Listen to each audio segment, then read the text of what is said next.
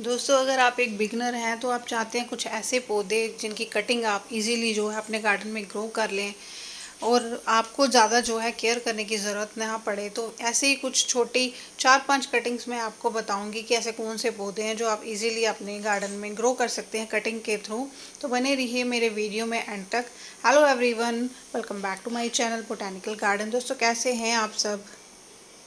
Cutting को लगाने के लिए मैंने जो मेरे बहुत सारे पॉट्स थे खाली पड़े हुए थे, उनमें से मिट्टी को मैंने थोड़ा छान लिया है और मिट्टी के अंदर वर्मी कंपोस्ट, कोकोपीट और सैंड जो है मिक्स कर लिया है। क्योंकि हमें हमेशा कोई भी पौधा लगाना हो तो उसके लिए जो सॉइल है उसको वेल ड्रेन बनाना पड़ता है और थोड़ा सा उपजाऊ बनाना पड़ता है।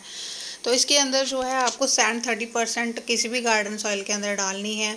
20% आप वर्मी कंपोस्ट या काऊ डंग ऐड कर सकते हैं और 10% आपको नीम खली लेनी है। नीम खली फंजीसाइड का भी काम कर देती है और फर्टिलाइज़र का भी काम करती है। और वर्मी कंपोस्ट जो है बहुत सारे मैक्रो और माइक्रो न्यूट्रिएंट्स की जो कमी रहती है सॉइल में उसको पूरा कर देता है।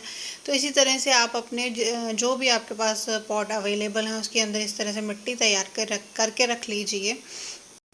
दोस्तों, जो कटिंग्स मैं आपको बताने जा रही हूँ ये बड़ी ही इजीली है। अगर आपको कहीं भी आपके नेबर में, कहीं किसी पड़ोस में, बागीचे में अगर मिले तो कटिंग ले आइए। आप बिना पैसे खर्च किए और नर्सरी बिना जाए आप इन कटिंग्स को आसानी से घर पे अगर काट कर ले आते हैं तो आप बड़ी ही आसानी से इनको अपने घर में गार्डन में ग्रो कर सकते हैं। इन कटिंग्स को अगर आप एक बार लगा लेते हैं तो ये बड़े अच्छे से ग्रो होंगी और कभी भी आपके गार्डन से जो है जाएंगी नहीं, ख़राब नहीं होंगी। बल्कि आपको इसको हर बार काटना पड़ेगा और काट के जब आप इसकी प्रूनिंग करेंगे तो उससे आप और भी नए बहुत सारे पौधे जो हैं मल्टीप्लाई कर सकते हैं। और इन पौधों की इतनी फास्ट ग्रोथ होती है कि आपको कटिंग से दूसरों को इन पौधों को बांटना पड़ता है। कटिंग निकाल निकाल के आप थक जाएंगे दोस्तों। तो इसी तरह से आप सॉइल में पानी डाल लीजिए, इसको मॉइस्ट कर लीजिए। तो मैंने भी पानी डाल के इनको मॉइस्ट कर लिया है। गर्मी जो है दिन ब दिन बढ़ती जा रही है, गार्डन में बैठना बहुत मुश्किल हो जाता है। फिर भी एक गार्डनर जो है उसके काम कभी भी ख़त्म नहीं होते, छोटे मोटे काम हमें दिखते ही रहते हैं गार्डन में।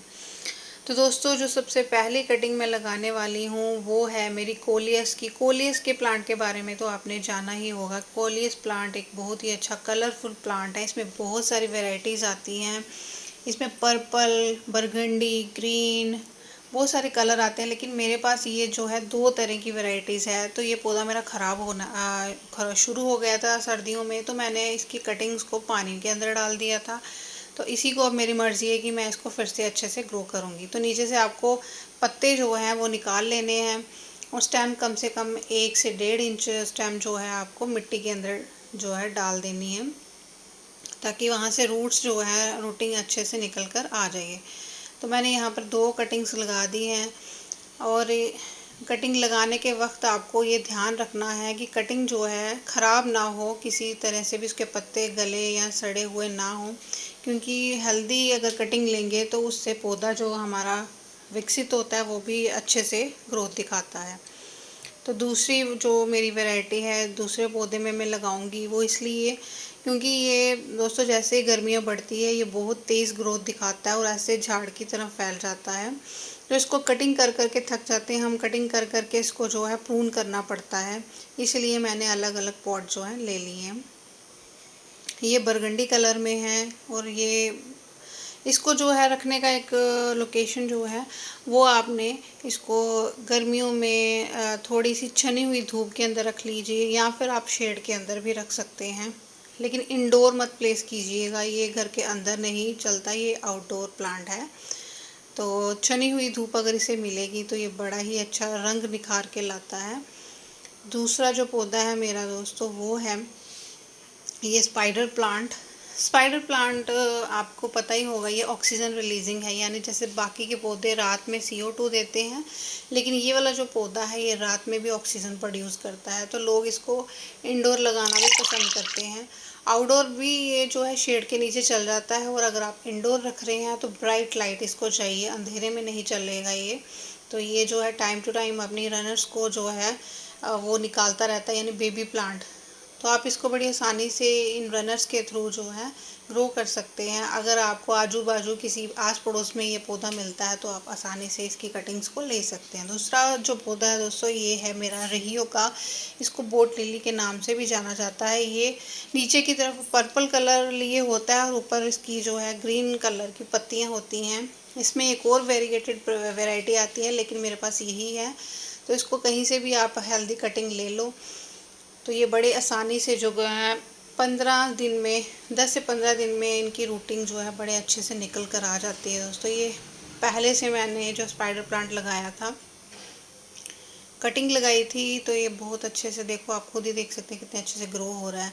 छोटे छोटे पॉट्स में हम इनको जो है ग्रो कर सकते हैं और हर साल इनको चेंज कर लीजिए या इनकी रूट्स को काट लीजिए। सेम पॉट में रख सकते हैं या फिर इनको थोड़ा सा बड़ा पॉट भी दे सकते हैं। तो मैं इसको थोड़े से बड़े पॉट में शिफ्ट करने वाली हूँ, क्योंकि ये रूट बाउंड हो चुका है। बाहर से पता चल रहा है कि इसकी जो जड़ें हैं वो उलझ गई हैं। तो मुझे इसको अपने पोर्च में एंट्रेंस पे लगाना है। तो इसको मैंने निकाल लिया। देखो ये कितनी तरह से नीचे इसकी रूट्स कितनी उलझ गई हुई हैं। तो या तो रूट्स को पूरी तरह आप डाल लो या फिर इसको आप ट्रिम भी कर सकते हैं। 40% आपको रूट्स को अगर आप करना है प्रून तो आप कर सकते हैं। इस पौधे को आप इंडोर भी प्लेस कर सकते हैं, टेबल टॉप पे कहीं भी, बहुत ही अच्छा लगता है। आर्टिफिशियल पौधों से अच्छा है कि आप घर में ही अपने गार्डन से ही जो है ये पौधे अपने घर के अंदर सजाइए।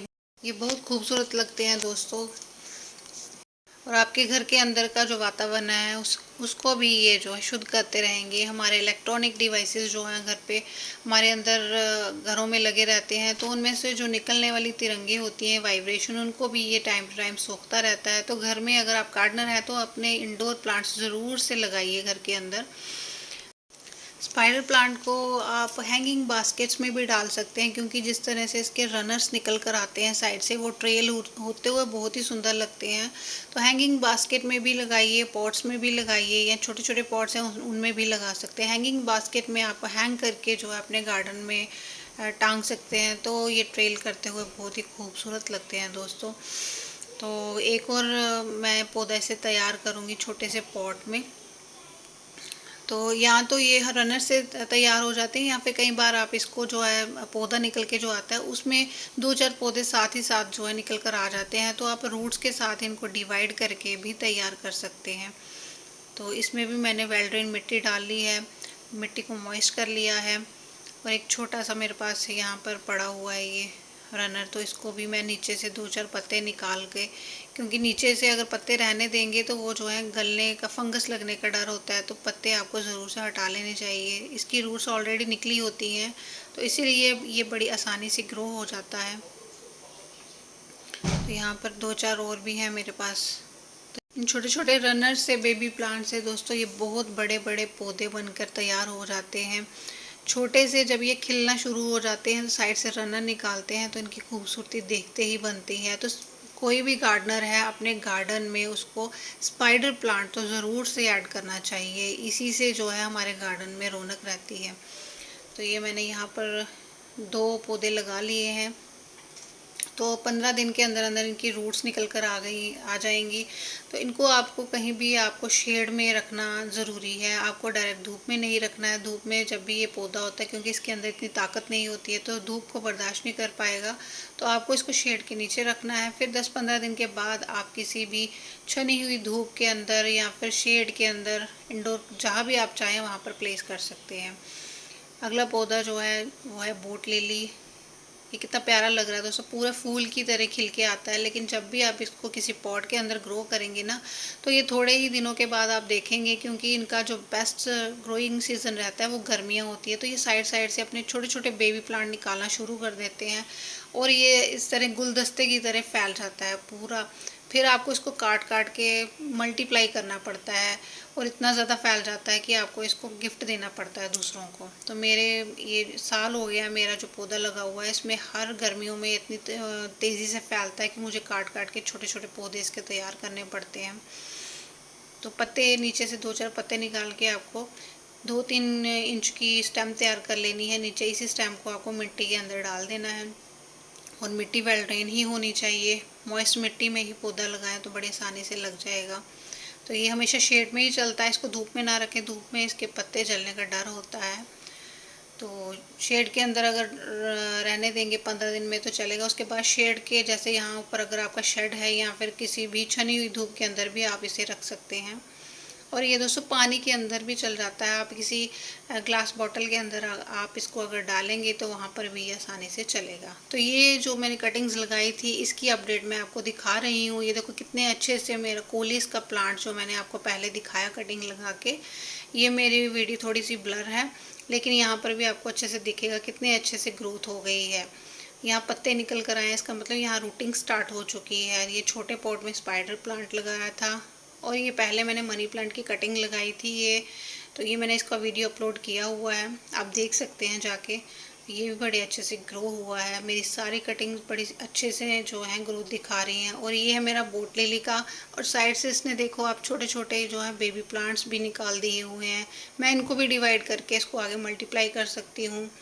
तो देखो ये पूरा गुलदस्ते की तरह बनकर रेडी हो जाता है दोस्तों।